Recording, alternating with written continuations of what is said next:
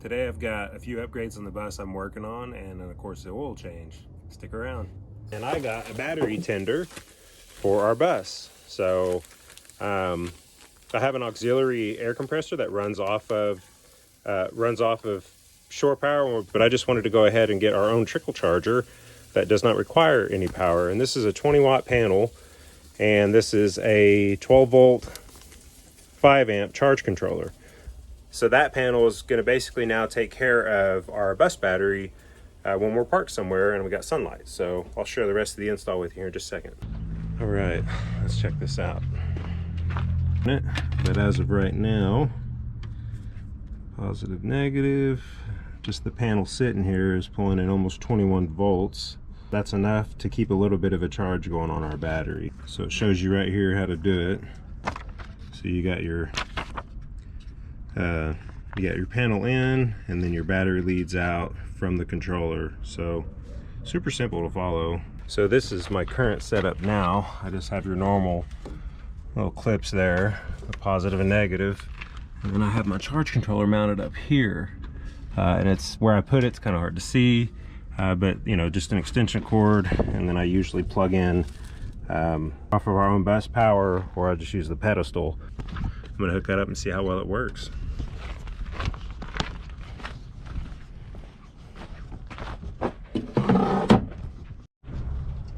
Okay, so I'm kind of putting together the brackets for mounting this up, and I'm just using stuff that I have sitting around. So I had these anchors, these tie-down anchors that I wasn't using, and so I just put these here.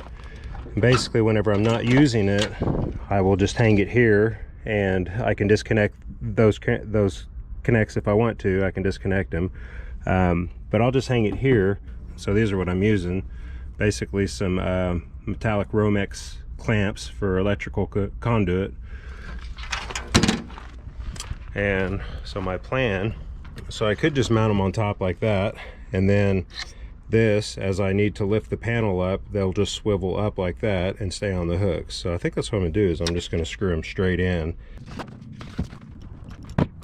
So I'm just using these self taps here, and those will tap pretty easy into that soft aluminum right there. And I also need to mark reference holes so that I put these in somewhat of a similar location to where those are on my radiator grill there. So I'm gonna get something that I can scratch this with, just so I have a little bit of a reference.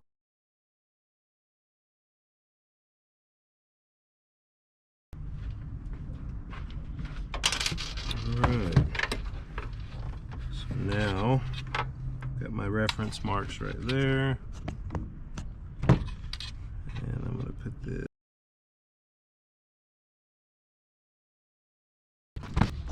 And I'll show you here. It's not really going to cause any damage going through that.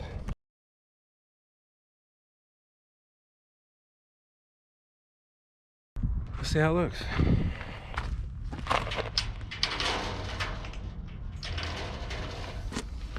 So it's not bad. I can put a little piece of wood or something underneath it to kind of hold it up flat, and then when we're ready to go, using these same hooks, I'll drill out a couple holes in here, or I'll just add a couple brackets in here, and these same hooks will just hook into this, and that will keep the panel stationary here and hold it, and then whenever we get somewhere and I'm ready to charge our battery, I'll just pull it out and hang it up on this. Bunch of cool little upgrades on the little homie today. Pulled the trigger on new blinds.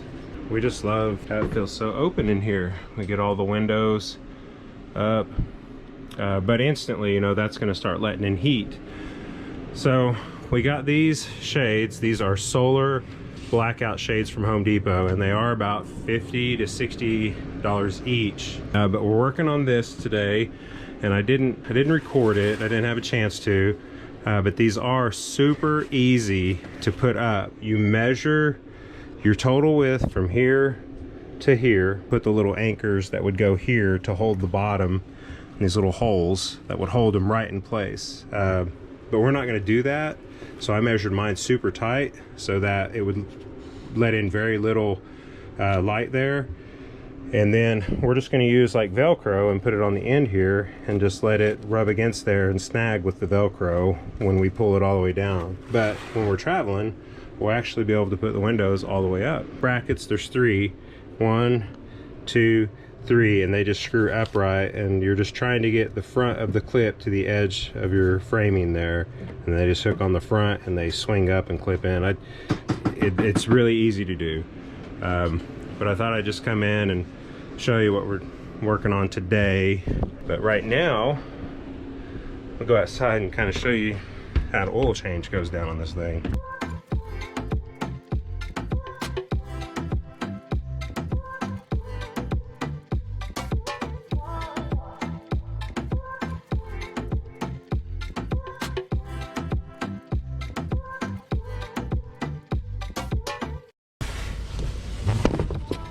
Well, I ran out of space.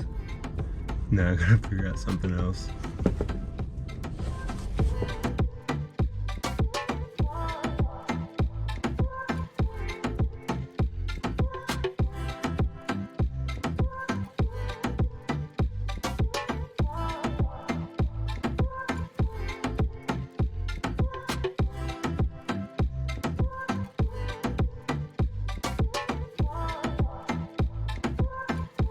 So I went and got a bigger oil filter wrench. This one goes up to 5 3/4. The filter's up there so high it's hard to get around it, but I'm hoping that I can get a hold of it with this. So I'm not going to get the camera underneath there because it's just too hard. You really can't see anything anyways, but you saw the fluid. That's quite a bit. So yeah, it's about 7 gallons of fluid, and I got to put about 7 gallons of fluid back in it. So we'll check in when I'm done. So I didn't get a lot of the oil change on camera. Honestly, I just didn't want to get my camera dirty. It's pretty straightforward. You pull the drain plug, remove the filter, and then put everything back and fill it back up with fluid. I used Rotella straight 40 weight fluid because 40 weight or straight 40 weight is what is recommended because it's low ash, and that's what an old 2-stroke Detroit diesel needs. So for the next 30 to 45 minutes, that's basically what I did, is just clean up, and then finally got to take a shower and get myself cleaned up.